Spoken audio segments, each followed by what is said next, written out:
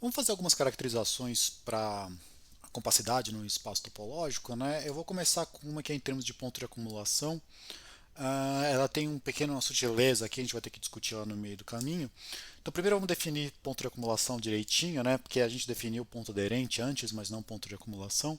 Então, eu vou falar que um ponto X, ele é ponto de acumulação de acumulação de um A contido no x, se a ideia é que toda vez que você pegar o x e olhar um aberto em volta dele, ele vai encostar em coisas do seu conjunto A, mas não vale encostar no próprio cara, do tipo, você tem que pegar outros pontos diferentes. Então, um jeito de falar isso é que para qualquer V aberto, tal que x pertence a V, o V inter A, vamos fazer assim, ó, menos x, é diferente de vazio. Outro jeito de falar isso, a mesma coisa que está escrito aí, é x pertence ao A menos x, né? Você está tirando o x, fecho. É a mesma coisa que está escrito aqui em cima. Tá bom? Então isso aqui vai ser o ponto de acumulação.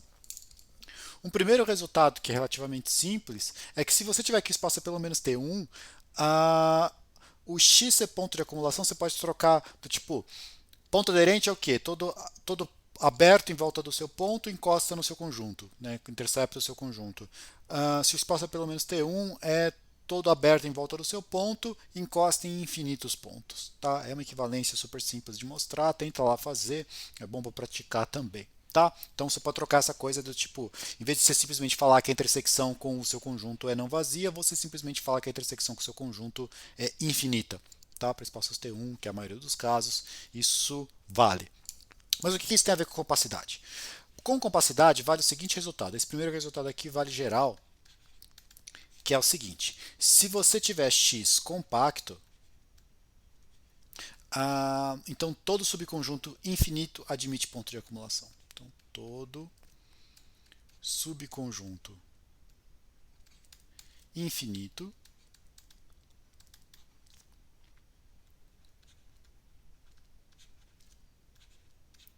ponto de acumulação. Você precisa pedir o infinito aqui, porque conjuntos finitos, em geral, se você tem axiomas de separação, eles não vão ter pontos de acumulação. Tá? Normalmente eles não vão ter. Então você tem que pôr um infinito aqui para já evitar esse tipo de problema. Como é que você faz essa coisa aqui? Então você tem conjunto compacto, mostrar que todo subconjunto infinito admite ponto de acumulação. Vamos fazer um desenho que eu acho que fica bem mais fácil de mostrar o que é que a gente está querendo aqui. Você tem aqui o seu conjunto X. Eu vou pegar um subconjunto A e eu quero mostrar que esse subconjunto A admite ponto de acumulação. Supõe que ele não admita ponto de acumulação. Se ele não admite ponto de acumulação, o que você consegue? Você consegue marcar que para qualquer ponto x que você pega, há uma vizinhança, há um aberto em volta do seu x, que não vai acontecer isso que eu fiz. Ela vai pegar a intersecção do seu aberto Vx com o seu A, ela está contida no seu xzinho. Tudo bem? Porque ela pode ser que seja disjunto, que seria o desenho aqui que eu fiz, que seria o cara aqui, ou ela pega o seu x está dentro do seu A e o seu abertinho pegou só o x. Tudo bem? Então está contida só no seu x. Tudo bem? Então qualquer ponto que você pega, você consegue pegar esse aberto, que de A ele pega no máximo um ponto, depende se o x está dentro do A ou não. Tá certo? Pela definição de ponto de acumulação. Então, do tipo, estou falando que o A não tem ponto de acumulação, então quer dizer que qualquer aberto, no máximo, pegou só o xizinho. Bom, mas você faz isso para todos, então você vai acabar construindo uma cobertura para o seu x inteiro, por abertos.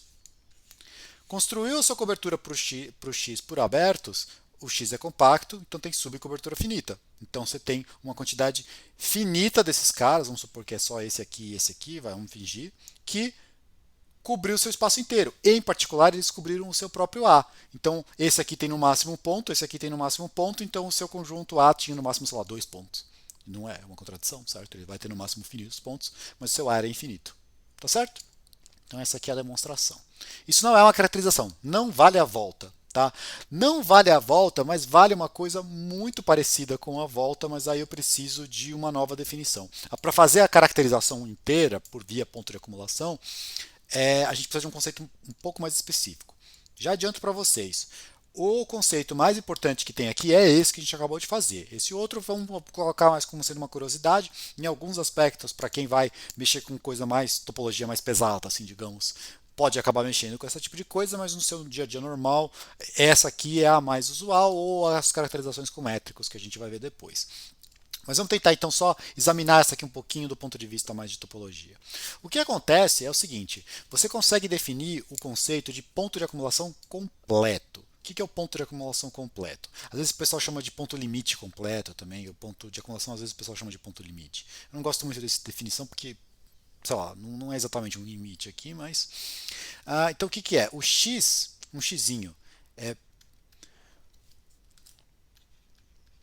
ponto de acumulação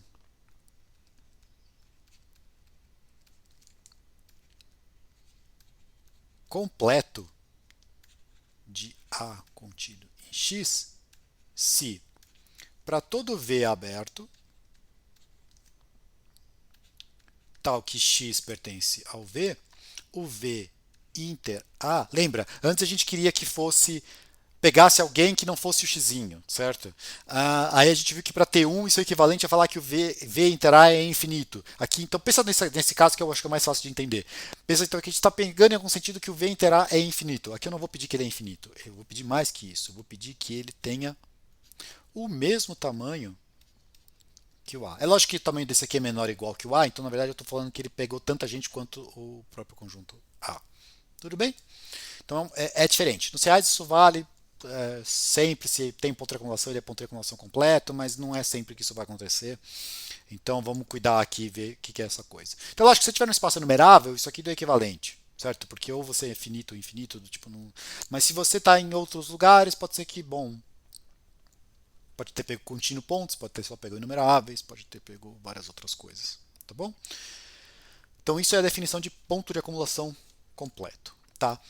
As duas, eu vou fazer duas demonstrações basicamente aqui. As duas demonstrações elas usam um pouquinho mais de teoria dos conjuntos do que a gente está acostumado. A primeira quase nada, a segunda aí vai precisar de até um detour aqui que a gente vai fazer rapidamente. Então vamos fazer a primeira. A primeira é o mesmo lado que a gente acabou de provar do ponto de acumulação normal, e inclusive a demonstração é muito parecida. Tá? É só você se esforçar um pouquinho mais naquela demonstração. Então o que eu quero mostrar é que se x é compacto, então pega um x compacto, vamos tirar esse verbo x compacto. Então você tem que todo conjunto infinito admite ponto de acumulação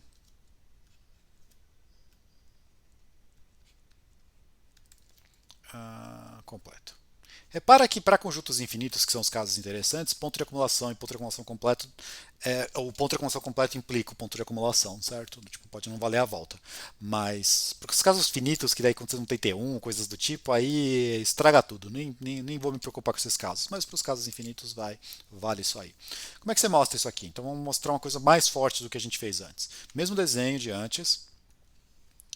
Você tem aqui o seu conjunto X, você tem agora um conjunto A aqui dentro, e eu vou supor que ele não admite ponto de acumulação completo. O que isso quer dizer? Quer dizer que para qualquer ponto X que eu pegue, eu consigo um aberto em volta dele, um Vx, certo? Isso aqui vai ser o meu Vx, tal que Vx inter A, ele é estritamente menor que o tamanho do A.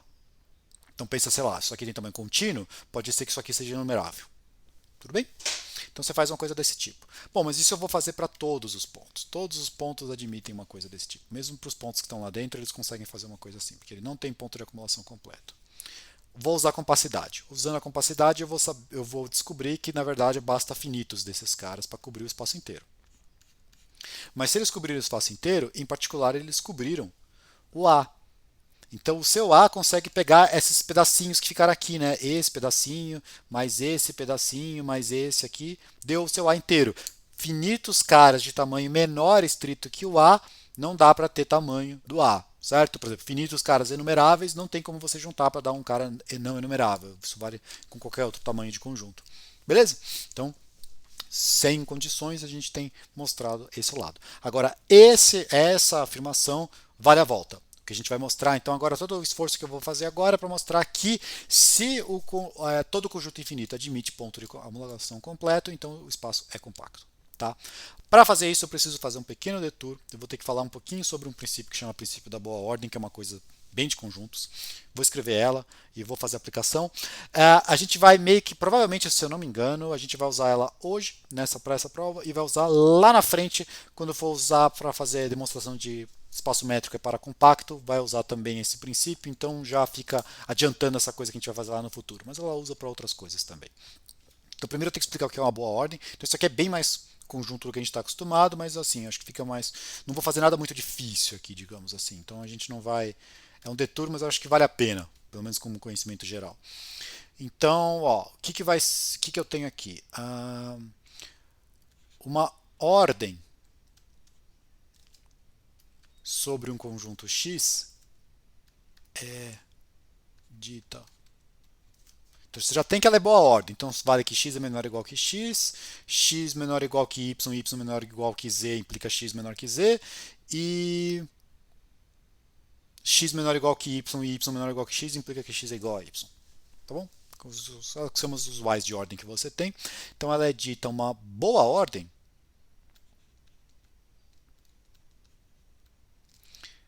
se para qualquer A contido em x A diferente do vazio, A admite mínimo.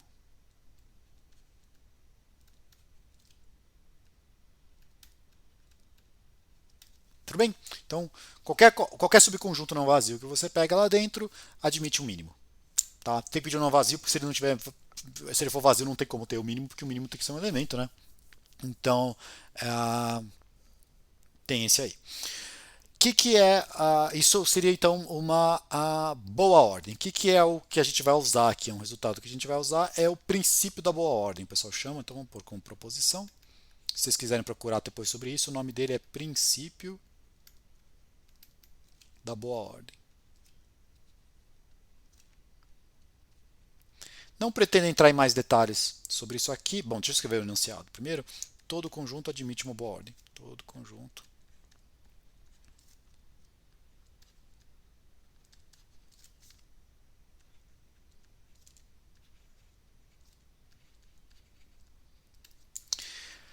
Se o seu conjunto já é ordenado de cara, essa boa ordem não precisa ter nada a ver com a ordem que você tem antes. Se o seu conjunto tem alguma estrutura, essa boa ordem não precisa ter nada a ver.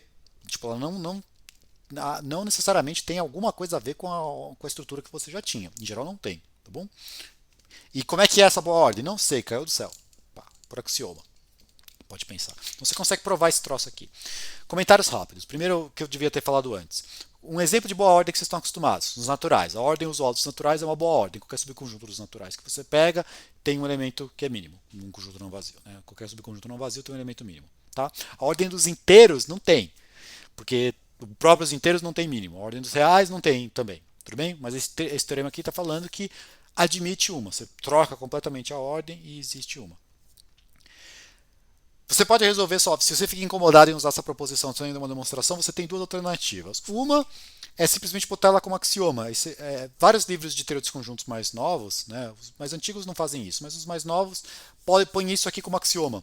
Por quê? Porque isso aqui é equivalente ao axioma da escolha, então você pode tirar o axioma da escolha por esse, simplesmente porque esse aqui talvez seja mais fácil de enunciar. Tá?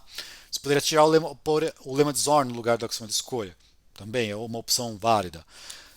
Então você pode falar assim, tá bom, isso vale porque é um axioma dos teoria dos conjuntos.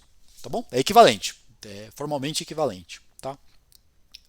Se você não gosta de botar isso como axioma, porque você acha isso muito esquisito, mas você aceita o lema de Zorn, não é muito difícil. Tem que fazer um truquezinho, mas não é muito difícil. Pode tentar depois lá e qualquer dúvida escreve.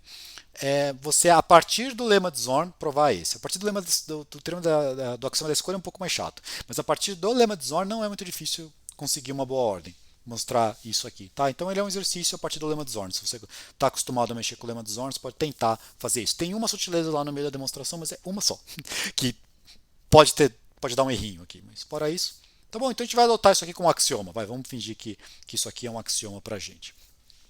Esse aqui que eu vou usar depois na demonstração de comparar com compacidade, mas que a gente vai discutir lá no fim do curso. Tudo bem?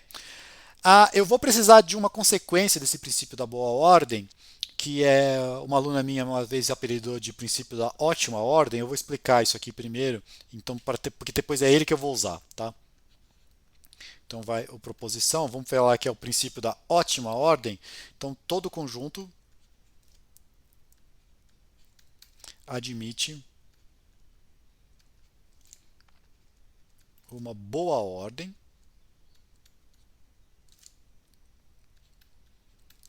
tal que se você pegar, deixa eu escrever isso aqui direito, senão fica mais confuso do que precisa.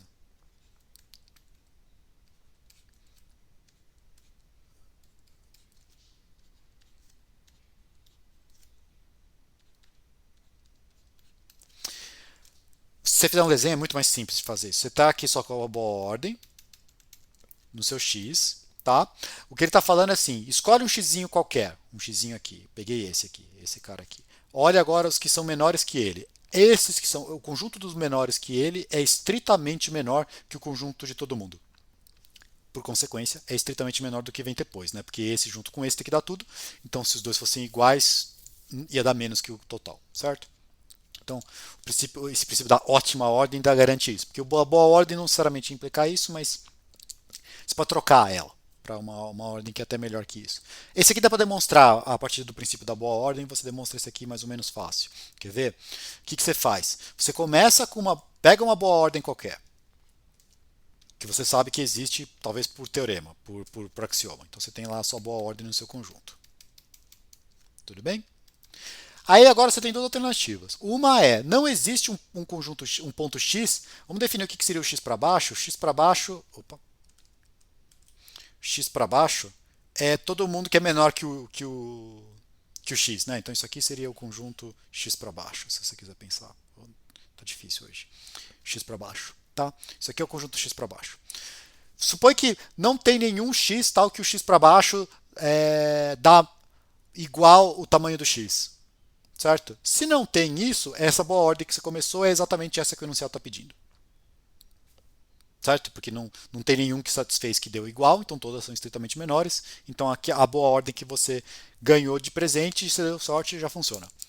Mas pode ser que você deu azar, pode ser que algum x para baixo dá o tamanho do próprio x, tá bom? Então quer dizer, o conjunto dos xzinhos, tais que o xzinho para baixo dá o próprio x, é não vazio. Usa o fato que você tem uma boa ordem. Se você tem a boa ordem, quer dizer o quê? Que tem o menor desses xzinhos que faz isso. Então pega o primeiro xzinho, o menor xzinho, que eu vou desenhar aqui como sendo esse cara aqui, tal que essa quantidade aqui tem o tamanho é igual do x inteiro, e aqui eu estou pensando em tamanho como sendo uma objeção. Só um parênteses aqui rápido. Se você sabe cardinais e cardinalidade, tudo muito bem definido, isso tudo que eu estou fazendo aqui é trivial. Mas é que se você não está acostumado com esse tipo de coisa, acho que esse caminho é mais curto do que você aprender cardinalidade e cardinais e coisas assim. Tá? Então é só tentando encurtar uma distância aqui. Então voltando. Peguei o menor xzinho que tem o quê? Que o x para baixo dele tem uma objeção com o x inteiro. Bom, mas olha, esse pedaço aqui, repara, se você pegar um conjunto, tem um conjunto grande que está bem ordenado, pega um subconjunto agora lá dentro, esse subconjunto está bem ordenado pela ordem induzida, certo? Então esse conjunto aqui, o x para baixo, ele é bem ordenado, tudo bem? Repara que se ele é bem ordenado, bom, ele é bem ordenado e ele tem uma objeção com o x inteiro, porque você não tem esse menor, então quer dizer que está igual, quer dizer exatamente que tem essa objeção com ele inteiro. Bom, pega essa objeção e empurra a ordem do x para baixo para o x inteiro. Então agora você tem uma boa ordem no x inteiro induzida por essa. Não é a mesma original, mas essa aqui induz uma nesse grande aqui. Essa boa ordem no x tem a propriedade que você quer. Qualquer lugar que você para antes não tem uma objeção com tudo. Por quê? Porque se você tivesse um cara que dá uma objeção com tudo, esse cara ia ser alguém menor que e induzir alguém menor que esse x que já tinha objeção. Você pegou esse xzinho aqui com o xzinho para baixo. É a minimalidade do xzinho que garante isso. Tá bom? Então aqui só um ensaio para a gente fazer a demonstração. Então agora eu tenho todos os ingredientes para fazer a demonstração lá que a gente queria. Então é a volta daquele resultado que eu falei antes, que é o quê? Que se todo conjunto infinito tiver ponto de acumulação completo, então o x é compacto. Vamos fazer essa. Então, proposição. Se todo subconjunto infinito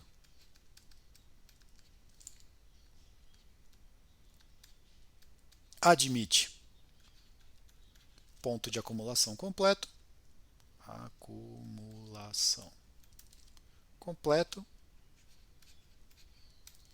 então x é compacto. Nem escrevi antes quem era o x, mas x é o espaço, né? X é compacto. Vou pôr aqui apertadinho. Certo? É a volta daquele. Então a gente tem que todo subconjunto infinito admite ponto de acumulação completo. Se somente C, x é compacto. É um resultado legal, assim, você consegue traduzir esse troço aí para espaços em geral. Tudo bem? Vamos fazer a demonstração, vou tentar explicar aqui qual que é a ideia de fazer essa demonstração. Ok. Supor por contradição que o espaço não seja compacto. Então você vai supor que existe uma C, cobertura aberta, sem subcobertura finita.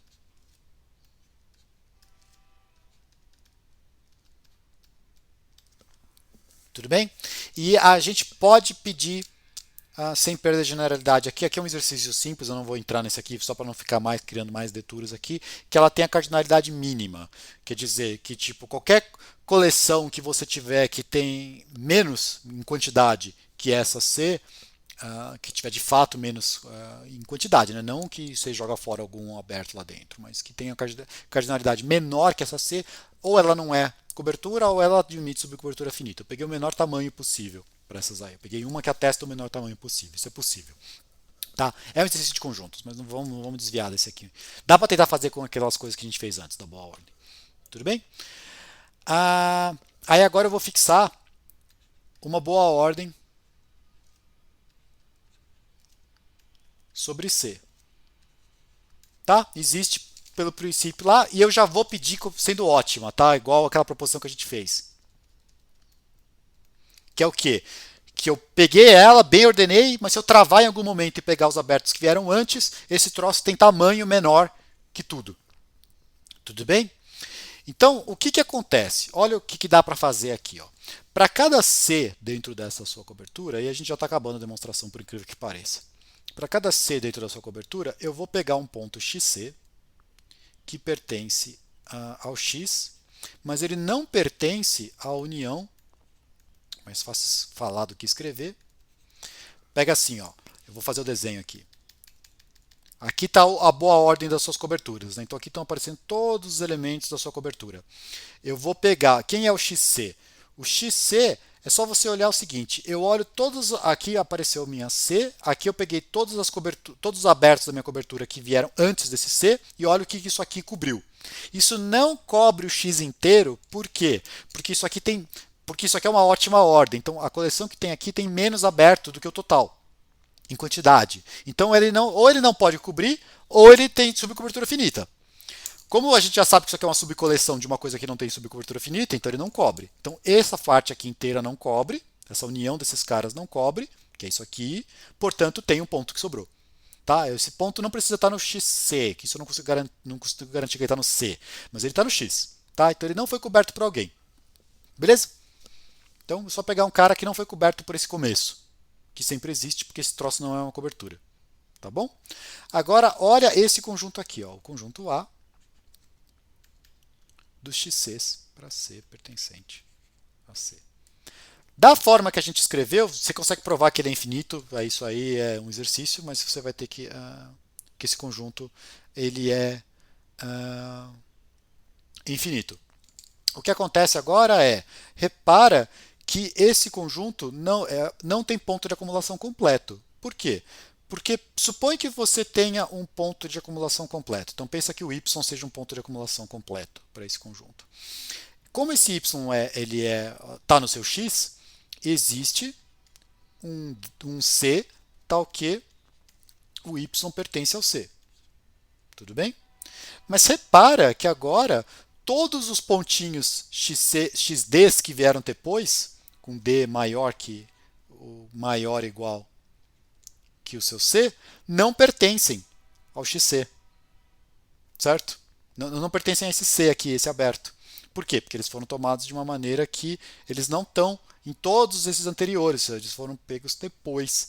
Então você tem muito mais gente fora desse aberto do que dentro. Então a quantidade ficou maior para fora do que dentro, então não é a quantidade desse A. Tudo bem? Tem isso escrito lá direitinho lá, então a gente aqui acaba essa caracterização. De novo, essa caracterização não é tão usada assim, em alguns contextos ela acaba sendo, mas no normal, aquela que vale um lado só do ponto de acumulação, vale, é mais usada, e depois para métricos aí tem a equivalência mesmo que a gente vai discutir depois, certo? Por enquanto é isso.